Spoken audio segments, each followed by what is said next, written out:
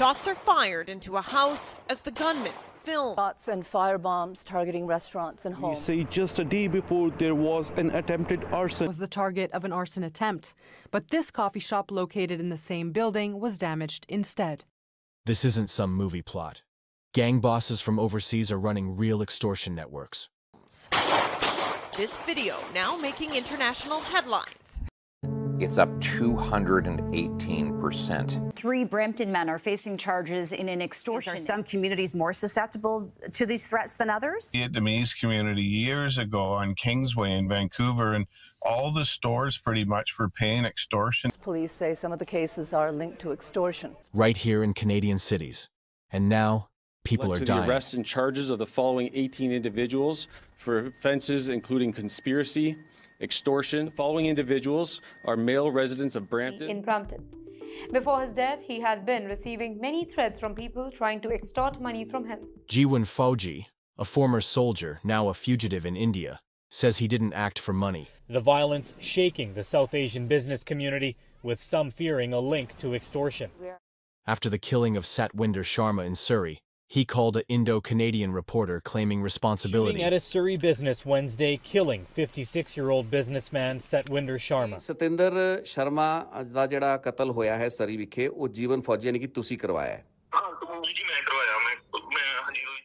Not for extortion, but for revenge and honor. But journalists on the ground say something else. Criminal networks are demanding money from business owners. When they don't pay, the threats come.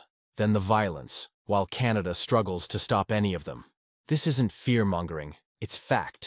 Wanted fugitives from across the world, from Punjab to Port-au-Prince, are slipping into Canada. Not by accident, but because no one's watching the door. Take a look at what's happened to Canada in just the past half-decade. This chart shows net international migration in the country from the 1950s to the present. The surge was not the result of illegal immigration. Hordes of immigrants didn't set out on pontoon boats and storm the beaches of Newfoundland. Towns and suburbs that used to be safe and peaceful are now being terrorized by foreign gangs that threaten our neighbors with violence and arson. Instead, they just applied for asylum, the legal way. Never mind the fact that there's no legitimate reason for most of these people to seek asylum. They simply requested asylum in unprecedented numbers, and Canada's government went along with it. Take the case of Goldie Brar, of the Brar Bishnoi gang, a notorious criminal syndicate based in India and now Canada. Goldie Brar, who's supposed to be one of the close links with him, he's in Canada.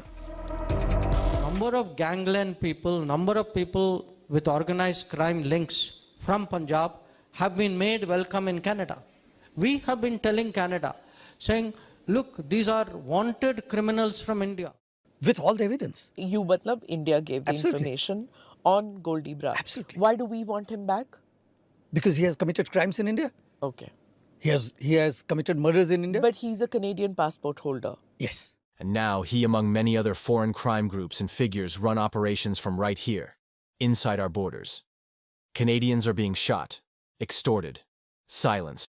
You have given them visas. They have come, many of them, in false documentation. And yet you allow them to live there. If you decide to import for political purposes people with very dubious, actually very negative background, there will be issues. Here's the cold truth. Many of these gunmen came here as students, legal, under the radar, then quietly building criminal networks. Canada admitted Goldie Brar, a disciple of Lawrence Bishnoi, on a student visa. On fraud among student visa holders, how many migrants are currently in Canada with fraudulent student visas? Minister. Brar, who entered Canada legally, after being linked to extortion, contract hits, and the assassination of superstar Indo-Canadian rapper Sidhu Moosewala. He just out of nowhere, he's like, bro, you know, like, when I die, I'm gonna die by bullets.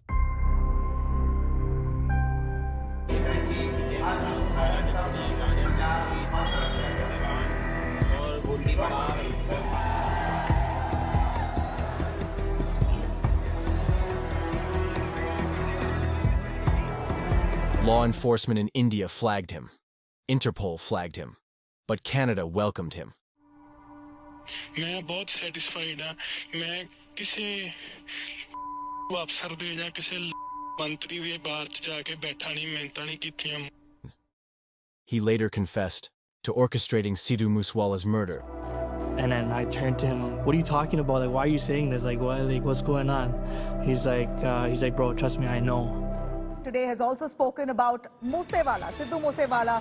He's admitted that he was the one who got Sidhu Moosewala killed. मेरे जो हो पाया मैं आपके भरा ਲਈ ਉਹ ਕੀਤਾ ਤਾਂ ਮੈਨੂੰ ਉਹਦਾ ਕਦੇ ਵੀ ਅਫਸੋਸ ਨਹੀਂ ਹੈ ਮੈਨੂੰ ਉਹਦਾ ਮਾਣ ਹੈ ਅੱਜ ਤੁਸੀਂ ਉਹਦੇ ਪਾਸੋਂ ਜਾਉਂਦੇ ਧਮਕੀ ਐਸੀ ਕਹਿੰਦੇ ਮੈਂ ਮਿੰਟਾਂ ਨਾਲ ਬੜੀ ਮਾਰ ਦਿਆਂਗਾ ਅੱਜ ਇਹ ਜਾ ਕੇ ਕੈਨੇਡਾ ਸ਼ੁਕਰਦਾ ਮੈਂ ਉੱਥੋਂ ਹੀ ਮੁੜ ਕੇ ਆਇਆ. Then escalated to extortion, shootings, even an attack on singer AP Dylan's Canadian property. And it's not just him. And to someone like AP, he's an international singer, but he is one of the nicest people you could meet. Can clearly be seen walking down the street armed with 2 handguns. He unloads dozens of shots directly at the home on Coulthard Road. This incident on May 25th. Shots are fired into a house as the gunman films. Incidents of arsons, extortion, and shootings have been reported in the last year and a half. The targets South Asian home builders and businesses in the Edmonton area. The alleged culprit, a criminal organization called the Dhaliwal Crime Group. At the time, the man believed to be the head of the organization, Maninder Dhaliwal, was nowhere to be found. A new twist. Canadian authorities now say elements linked to India's government may be cooperating with criminal networks, allegedly to target Sikhs in Canada. It's a serious claim and a complicated web. Global News has reported that a suspected agent of the government of India, linked to the criminal Bishnoi gang, was actively surveilling Jagmeet Singh, then a sitting MP and leader of a federal party. Lawrence Bishnoi isn't just a gangster. He runs a transnational crime network from inside an Indian prison. His reach extends across borders. Through his top enforcer, Goldie Brar, who came to Canada on a student visa. He was on Canada's wanted list, and on our persuasion, on India's persuasion, but it seems to have vanished. The Bishnoi gang has launched extortion rackets. The second time this home has been shot at. Surrey police tying the investigation to an extortion plot. Involved in multiple homicides, extortions, shootings, all targeted at Sikh communities. It's not easy to run a group like this, especially when it's spread across different countries. We have to extort money to keep the show running. These are the ones that are, the whole tow truck group and the other guys that are trying to intimidate and extort people. So they call people up and say, pay up or we're going to shoot up your house.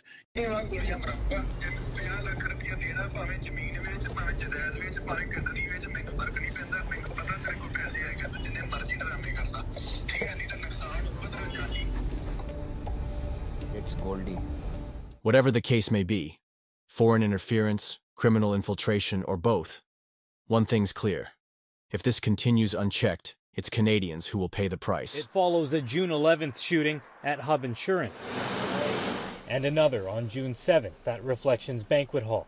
No one was hurt, but Satish Kumar, who has ties to both locations, believes he's being targeted for refusing to pay extortionists. In a May 28th voice message, a caller warns Kumar in Hindi he'll be killed unless he pays $2 million.